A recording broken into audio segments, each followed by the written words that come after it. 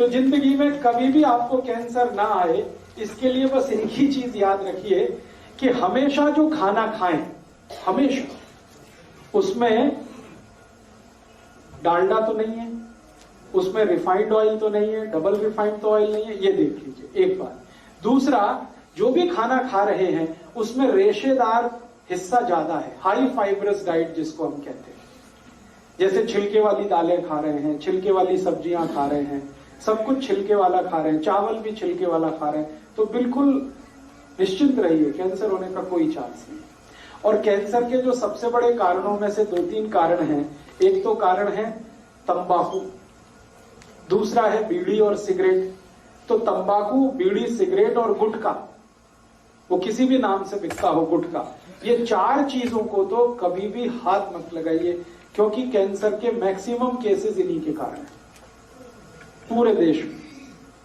सरकार आजकल भारत की काफी कोशिश कर रही है। बीड़ी सिगरेट पर उन्होंने प्रतिबंध लगाने की कोशिश की है, गुटखे पर भी अभी कोशिश उनकी जारी है। थोड़े दिन में वो कह रहे हैं शराब पर भी करेंगे। तो जैसे जैसे इस दिशा में हम आगे बढ़ेंगे, हम कैंसर से बचेंगे। कैंसर के बारे में सारी दुनिया एक बात कहती है, डॉक्टर्स हो, एक्सपर्ट्स हो, साइंटिस्ट हो, कि इससे बचाव ही इसका उपाय है। हाँ, बता देता हूं, अभी 2 मिनट में ही बता देता हूं। तो हम कोशिश करेंगे कैंसर का ट्रीटमेंट करें, किसी का या हमारे परिवार का, तो ध्यान रखें उसकी कीमोथेरेपी स्टार्ट हो गई तो कुछ कोशिश मत करिए, फायदा नहीं आएगा, आपको भी डिप्रेशन आ जाएगा जब आप देखेंगे कोई रिजल्ट नहीं। अगर कीमोथेरेपी स्टार्ट नहीं हुई है, इंग्लिश मेडिसिन उसकी नहीं शुरू हुई है, उसको एलोपैथी नहीं स्टार्ट हुई है, तो जरूर आप ये कर दीजिए, आपको 99% रिजल्ट मिल जाएंगे इसमें। हाँ, वो भी दे सकते हैं। गेहूं को बोना और उसके जो किल्ले निकलते हैं उसका रस निकाल के देना, वो कॉम्प्लीमेंट्री है। हाँ, दे सकते हैं। एक ਹੁਣ ਗੱਲ ਕੀਤੀ ਜੀ ਤੁਸੀਂ ਵੀ ਸਿਗਰਟ, ਤੰਬਾਕੂ, ਗੁਟਕੇ ਤਾਂ ਜ਼ਿਆਦਾ ਹੁੰਦਾ, ਪਰ ਇਹ ਮੈਕਸਿਮਮ ਪ੍ਰੋਬਲਮ ਹੈ ਜਿਹੜੀ ਲੇਡੀਜ਼ 'ਚ ਪਾਈ ਜਾਂਦੀ ਹੈ, ਇਹਦੇ ਕੀ ਕਾਰਨ ਹੈ? हाँ, बहुत अच्छा। महिलाओं को आजकल बहुत कैंसर है यूट्रस में, गर्भाशय में, और महिलाओं को आजकल बहुत कैंसर हो रहा है उनके स्तनों में, ब्रेस्ट में, काफी तेजी से बढ़ रहा है। ट्यूमर होता है, फिर बाद में कैंसर में कन्वर्ट हो जाता है। तो माताओं को, बहनों को क्या करना चाहिए जो जिंदगी में कभी ना आए? आपके लिए सबसे अच्छा प्रिवेंशन है कि जैसे ही आपको आपके शरीर के किसी हिस्से में अनवांटेड ग्रोथ का पता चले, अनवांटेड ग्रोथ माने जो आप नहीं चाहते और वो हो गई, रसौली हो गई, गांठ हो गई, तो इमीडिएट आप कॉशियस हो जाएंगे। हालांकि दूसरी बात ये भी कहना चाहता हूं कि सभी गांठ और सभी रसौली कैंसर नहीं होती है, 2 या 3% ही गांठ ऐसी है जो कैंसर में कन्वर्ट होती है। लेकिन आपको चिंता तो माने कॉशियस होना तो पड़ेगा। अब उसके लिए क्या करें? माताओं को सबसे अच्छा तरीका है, कहीं भी रसौली हो गई, गांठ हो गई, इसको जल्दी से जल्दी गलाना, इसको जल्दी से जल्दी घोल देना। तो इसकी दुनिया में सबसे अच्छी दवा है चूना। शरीर के किसी भी अंग में गांठ हो जाए, रसौली हो जाए, ट्यूमर हो जाए, जो नॉन कैंसरस है, बाद में वो कैंसर में कन्वर्ट हो सकता है, इसकी सबसे अच्छी दवा है चूना। चूना वही जो पान में खाया जाता है, चूना वही जो पुताई में इस्तेमाल किया जाता है। पान वाले की दुकान से चूना ले आइए, अभी तो पैकेट में मिलना शुरू हो गया है। उस चूने को कनक के दाने के बराबर रोज खाइए। अब खाएंगे कैसे? सीधे जीभ पे लगाएंगे तो जीभ फट जाएगी। तो उसको खाने का तरीका है, पानी में घोल के पानी पी लीजिए, दही में घोल के दही पी लीजिए, लस्सी में घोल के लस्सी पी लीजिए, दाल में डाल के दाल खा लीजिए, सब्जी में डाल के सब्जी खा लीजिए, कहीं भी शरीर में गांठ है तो।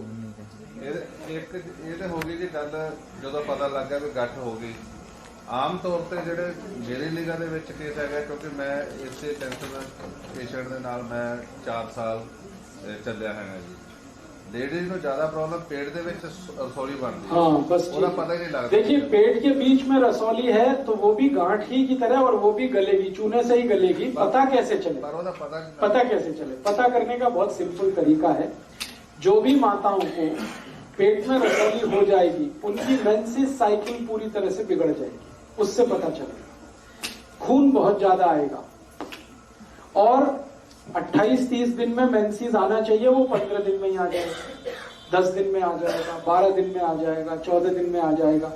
और हो सकता है कि वो 1 हफ्ते चले, 10 दिन चले, 15 दिन चले, ब्लीडिंग बहुत होगा, थकान बहुत आएगी, शरीर में कमजोरी बहुत हो जाएगी। तो उससे तुरंत भांप लीजिए कि रसौली हो रही है या हो चुकी है। बाद में कंफर्म करना है तो सोनोग्राफी करा लीजिए। चूना लगातार कितना चल रहा है? चूना वही 3 महीने खा के 15 दिन ब्रेक करके फिर 3 महीने है जी। 3 महीने खा के थोड़े दिन छोड़ना ही है, नहीं छोड़ेंगे तो क्या होगा वो भी जान लीजिए। हाँ बहुत अच्छा। अगर गांठ नहीं है तो भी खा लीजिए, कोई दिक्कत नहीं है। मैं अभी खुद ही बताने जा रहा हूँ कि वो क्या क्या करेगा। लेकिन अभी बात चल रही है माताओं को, बहनों को कहीं भी गांठ हो जाए, वो गर्भाशय में हो सकती है, शरीर के बाहर कहीं भी। बाहर की गांठ तुरंत पता चल जाएगी, आप शुरू कर सकते हैं। अंदर की गांठ पता करने का एक ही सरल उपाय है कि उनके मासिक की जो गड़बड़ी है वो नोट करिए। या तो बहुत खून जा रहा है, या तो उनको हर 10-15 दिन पे मेंसी शुरू हो रहा है, और या कभी कभी ऐसा भी हो जाता है इसका उल्टा, 2-3 महीने लगातार मासिक ही नहीं आएगा, बिल्कुल बंद हो जाएगा। तो वो भी एक संभावना हो जाती है रसौली होने की, गांठ होने की। और एक आखिरी है कि अगर माँ शादीशुदा है, उसके पति के साथ उसका संपर्क है, तो संपर्क के समय बहुत ब्लीडिंग हो रहा है, तो मान लीजिए कंफर्म है कि वो गांठ हो गई। तो इन 4 कंडीशंस को पता करके आप बिल्कुल कंफर्म कर सकते हैं कि आपको चूना की जरूरत आ गई है।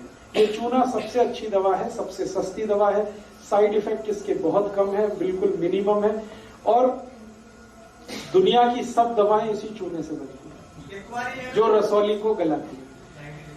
होम्योपैथी में रसौली को गलाने की कई दवाएं हैं, उनके नाम है कैलकेरिया फॉस है, कैलकेरिया कार्ब है, कैलकेरिया फ्लोर है, कैलकेरिया आयोड है, कैलकेरिया आर्स है, ये सब चूने से बने।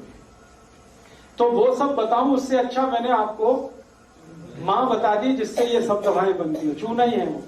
तो चूना आपको खाना है, खिलाना है। कितना खाना है? एक बार में 1 डोज कनक के दाने के बराबर, दही में घोल के, पानी में घोल के, लस्सी में घोल के, दाल में घोल के, सब्जी में घोल के, चावल में डाल के, खिचड़ी में डाल के।